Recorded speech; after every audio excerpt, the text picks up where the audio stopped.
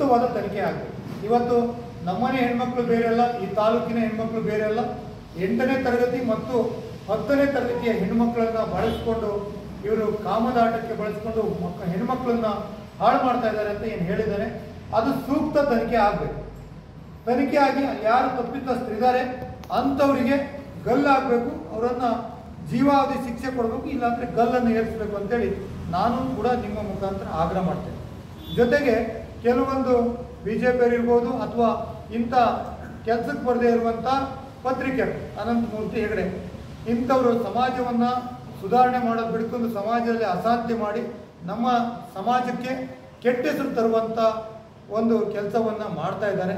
ಈಗ ನಾನೊಬ್ಬ ಈಡಿಗ ಸಮಾಜದ ಒಬ್ಬ ನಾಯಕ ಆಗಿ ಅಥವಾ ನಮ್ಮ ಶಾಸಕರು ಈಡಿಗ ಸಮಾಜದ ನಾಯಕರಾಗಿ ಅನೇಕ ಒಳ್ಳೆಯ ಕೆಲಸಗಳನ್ನು ಮಾಡ್ತಾ ಇದ್ದೀವಿ. ನಮ್ಮ ಸಮಾಜವನ್ನು ಕುಗ್ಗಿಸ್ಬೇಕು, ನಮ್ಮ ಸಮಾಜದಲ್ಲಿ ನಮ್ಮನ್ನು ಕೆಳಗಾಕಬೇಕು ಅನ್ನುವಂಥ ರೀತಿಯಲ್ಲಿ ಸಮಾಜವನ್ನು ಟಾರ್ಗೆಟ್ ಮಾಡಿ ಈ ರೀತಿ ಅವೇಳನವಾಗಿ ಬರೆಯುವಂಥದ್ದು ಅವನಿಗೆ ಶೋಭೆ ಅಲ್ಲ ಅಂತಕ್ಕಂಥ ಮಾತನ್ನು ಹೇಳಿ ಬಯಸ್ತೀವಿ. ಜೊತೆಗೆ ಈ ತಾಲೂಕಿನಲ್ಲಿ ಈ ಜಿಲ್ಲೆಯಲ್ಲಿ ಮಾಡಬೇಕಾದಂಥ ಬೇಕಾದಷ್ಟು ಕೆಲಸ ಇದೆ. ಕೇಂದ್ರದಲ್ಲಿ BJP ಸರ್ಕಾರ ಇದೆ. BJP ಏಜೆಂಟ್ರಾಗಿ ಕೆಲಸ ಮಾಡ್ತಿರುವಂಥ ಅನಂತಮೂರ್ತಿ ಹೆಗಡೆ ಅವರು ಇವತ್ತು ಈ ಜಿಲ್ಲೆಯಲ್ಲಿ ಸುಮಾರು 1 ಲಕ್ಷಕ್ಕೂ ಹೆಚ್ಚು ಅತಿಕ್ರಮಣದಾರ ಇದ್ದಾರೆ. ಅವರಿಗೆ ಪಟ್ಟ ಕೊಡಿಸುವಂಥ ಕೆಲಸ ಮಾಡಲಿ. ಒಳ್ಳೆಯ ಇಲ್ಲಿ ನಮಗೆ ರೈಲಿನ ವ್ಯವಸ್ಥೆ ಇಲ್ಲ, ರೈಲು ತರುವಂಥ ಕೆಲಸ ಮಾಡಲಿ. ಹೀಗೆ ಅನೇಕ ಸಮಾಜಮುಖಿ ಕೆಲಸವನ್ನು ಮಾಡಲಿ, ನಾವು ಅವರನ್ನು ಸ್ವಾಗತಿಸ್ತೀವಿ.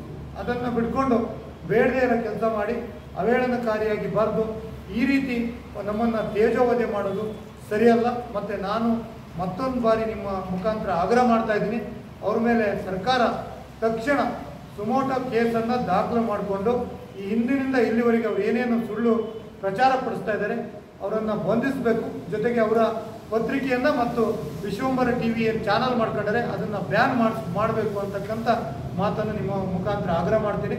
ಜೊತೆಗೆ ನಾನು ಕೂಡ ಇವಾಗ ಪೊಲೀಸ್ ಸ್ಟೇಷನ್ಗೆ ಹೋಗಿ ಕಂಪ್ಲೇಂಟನ್ನು ಮಾಡಿ ಜೊತೆಗೆ ತಹಸೀಲ್ದಾರ್ ಮುಖಾಂತರ DC ಅವರಿಗೆ ಮನವಿಯನ್ನು ಸಲ್ಲಿಸಿ ಆಮೇಲೆ ಕಾನೂನು ಪ್ರಕಾರ ನ್ಯಾಯಾಲಯದಲ್ಲಿ ಅವ್ರ ಮೇಲೆ ಕೇಸನ್ನು ಫೈಲ್ ಮಾಡ್ತೀನಿ. ಈ ಒಂದು ಇದರಿಂದ ನನಗೆ ಭಾಳ ನೋವಾಗಿದೆ. ಅದರಿಂದ ನನ್ನ ಪಾತ್ರ ಯಾವುದೇ ರೀತಿಯ ಸಂತೋಷ್ ಆತ್ಮಹತ್ಯೆ ಪ್ರಕರಣದಲ್ಲಿ ಮತ್ತು ಹುಡುಗಿಯರ ಏನು ಹೇಳಿದ್ದಾನೆ ಆ ಪ್ರಕರಣದಲ್ಲಿ ನಂದು ಯಾವುದೇ ಹಸ್ತಕ್ಷೇಪ ಇಲ್ಲ. ನಾನು ಈಗಲೂ ಮತ್ತೊಂದು ಸಾರಿ ಹೇಳ್ತಾ ಇದ್ದೀನಿ, ಅದರಲ್ಲಿ ಯಾವುದೇ ಹಸ್ತಕ್ಷೇಪ ಇಲ್ಲ. ಒಂದು ವೇಳೆ ಅದರಲ್ಲಿ ನಾನು ತಪ್ಪಿತಸ್ಥ ಇದ್ದೀನಿ ಅಂತ, ಒಂದು ಅಕ್ಷರ ತಪ್ಪಿತಸ್ಥ ಇದ್ದೀನಿ ಅಂತ ಆದರೆ ನನಗೆ ಜೀವಾವಧಿ ಶಿಕ್ಷೆ ಕೊಡಲಿ, ತನಿಖೆ ಮಾಡಿ ಗಲ್ಲೇರಿಸಿ. ಅಪರಾಧಿಗಳಿಗೆ ಶಿಕ್ಷೆ ಆಗೋದ್ರಲ್ಲಿ ಯಾವುದೇ ತಪ್ಪಿಲ್ಲ. ನಿರಪರಾಧಿಗಳಿಗೆ ಶಿಕ್ಷೆ ಆಗಬಾರ್ದು ಅಂತೇಳಿ ನಾನು ಆವಾಗಲೂ ಹೇಳಿದ್ದೀನಿ, ಈಗಲೂ ಹೇಳ್ತಾ ಇದ್ದೀನಿ. ಸೂಕ್ತ ತನಿಖೆ ಆಗಲಿ, ಯಾಕಂದರೆ ಹೆಣ್ಮಕ್ಳು ವಿಚಾರ ಇರೋದ್ರಿಂದ ಸೂಕ್ತ ತನಿಖೆ ಆಗಲಿ. ನಿಮ್ಮ ಮುಖಾಂತರ ಸಮಾಜದಲ್ಲಿ ಅಂಕುಡಂಕುಗಳು ಸುಮಾರಿದ್ದಾವೆ, ಅವನ್ನೆಲ್ಲ ಸರಿಪಡಿಸುವಂಥ ಕೆಲಸಗಳು ಮಾಧ್ಯಮ ಮಾಡಬೇಕು. ಬಿಟ್ಟರೆ